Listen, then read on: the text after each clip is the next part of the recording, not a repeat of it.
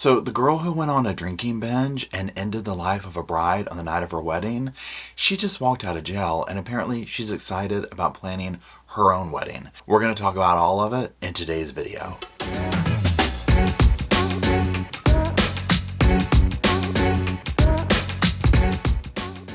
Hello Sofa Squad and welcome back to the sofa. Sofa's back there. Roscoe just circled around a few times and made himself comfortable. Y'all probably missed that part, but he's in for the long haul today. And my name is Paul. I'm sitting in front of the sofa and well, I'm comfortable too. Now what we're going to be doing today is a case update. What we'll do is after we do a little intro, we're going to do a quick little, get us all on the same page about what the case is about. Then in this video, we'll be reviewing a couple of video clips and a couple of news articles just to talk about that. And then we'll do commentary towards the end of the video and probably throughout because I can never keep my big mouth shut. Okay. Now, if you want to follow Roscoe and myself on the Instagram, go on, click it. You see it on the screen right there. You can look it up too. We do Instagrammy things, whatever that is. Good Lord. I'm just hanging on to something. Good God. Anyway. Okay, so let's go ahead and go over that quick little overview. So rewind last year, April 2023, Jamie Lee Komorowski, she spends a day bar hopping, drinking, restaurant hopping, the whole 9 yards, right? She's doing her thing. In another part of the county, a couple, Samantha Miller, Eric Hutchinson, they are getting ready to celebrate what should have been and what was and what was going to be the most important, joyous day of their lives, their wedding day. Well, two worlds would literally collide later that night. After the reception, they are leaving on a golf cart to go back to their place, whatever. And Jamie is barreling down one of these roads. It's a 25-mile-per-hour speed limit. She's going 65 miles per hour and she hits them, demolishes this cart. Samantha dies at the scene. Eric, he ends up having to do a lot of surgery, some brain injuries, like broken bones, this kind of thing. And then there was two other injuries for the two people driving up front or on the front of the golf cart. So that being said, obviously Jamie is arrested. She's taken to jail. She has been locked up. Now, some stuff was released in this case of her phone calls, and we're going to go over some of them. Now, Samantha has been locked up. She made some phone calls to her father. She's whining about how bad she has it. And finally, recently, she was able to make bail and was just released. So let's go ahead and talk about that. And really, before we talk about that, let's go down memory lane and listen to a clip of one of her phone calls to her father after her arrest while she's in jail, just so we can kind of take the temperature of the situation. Right? I still just don't know why this had to happen to me. Because bad things happen to good people, honey. That's why.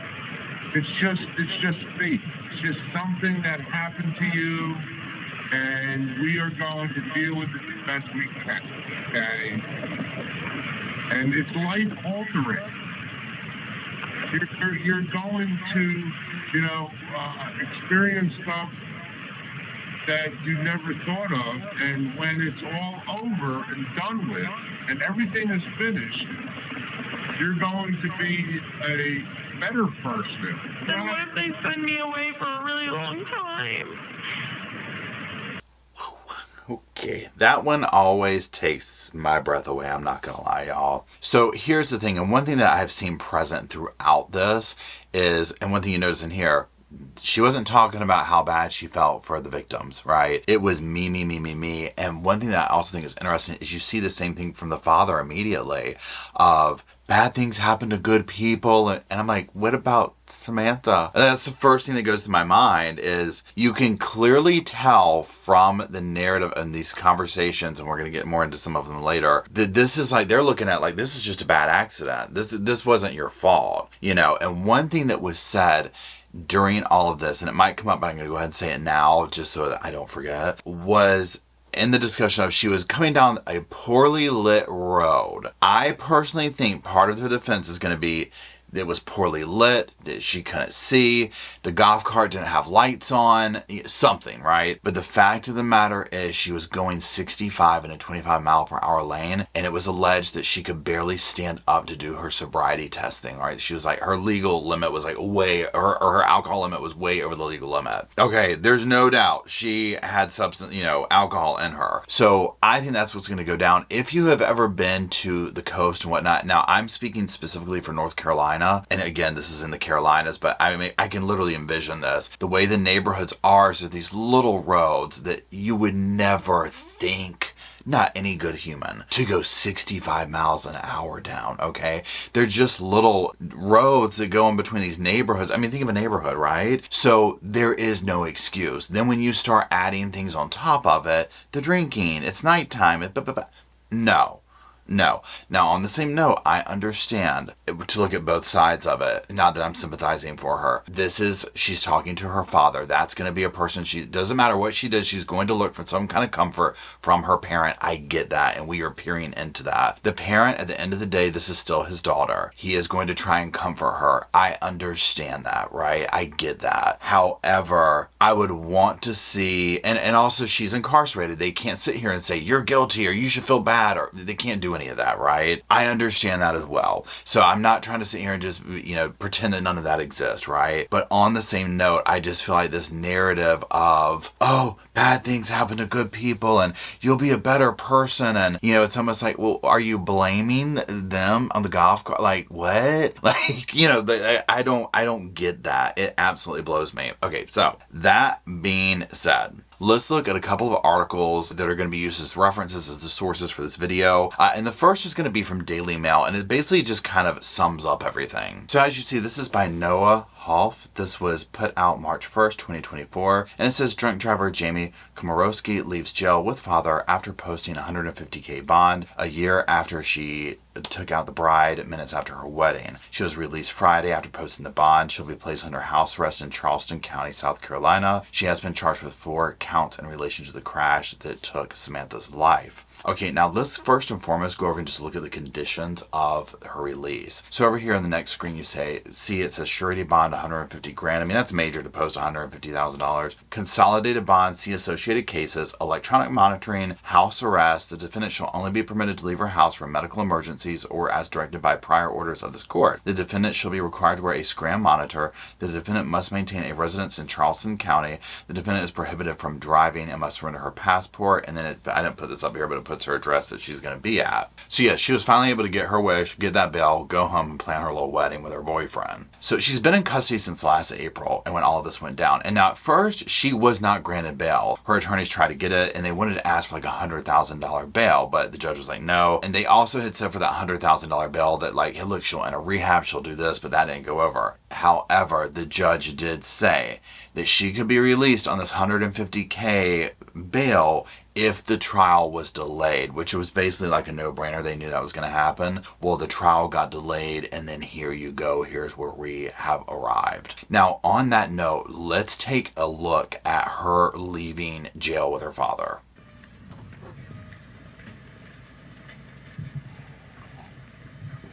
So see, she has her hood up. She's incognito. The media's out there. I'm imagining her mother is driving or up front maybe. I'm not sure. Someone is, obviously. But there they go. They're off and running.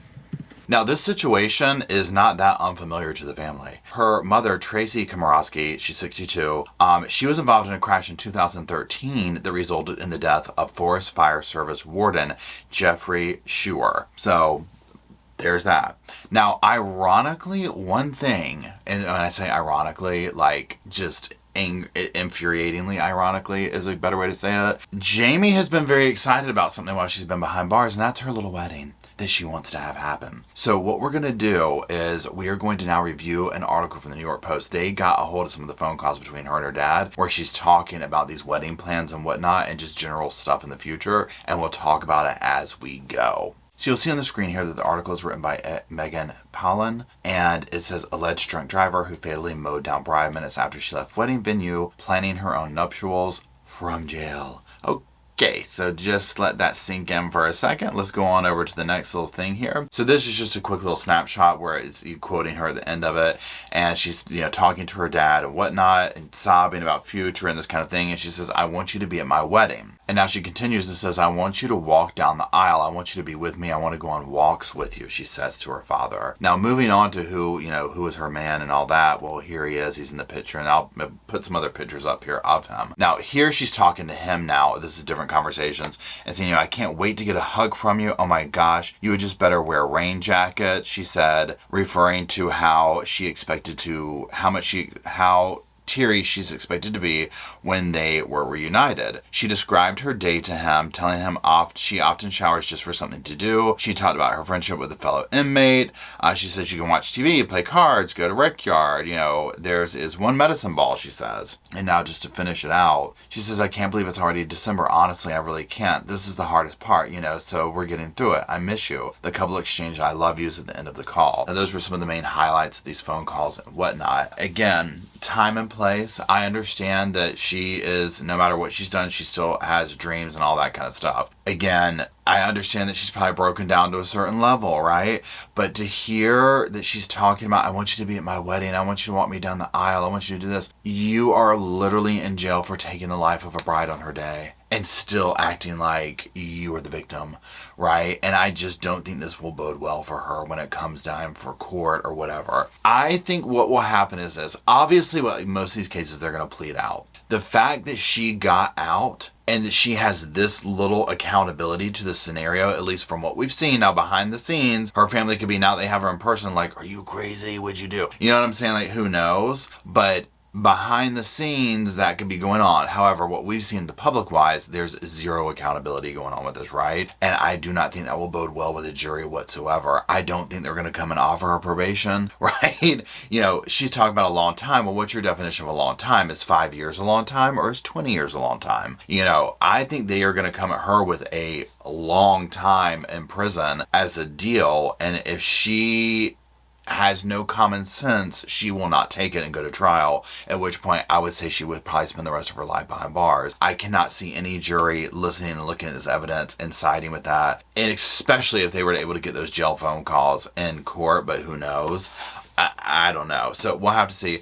My heart has and always breaks for Samantha, Eric, or the family, no matter what drama went on with this, because if you follow this case, you'll know there was all this drama between Samantha's mother and Eric about money and changing the last name and who gets rights to this, and it was messy, right? Regardless of all the drama, my heart aches for all of them. I cannot imagine this happening ever, number one. But on your wedding day, leaving your reception, I have goosebumps over it. I cannot imagine.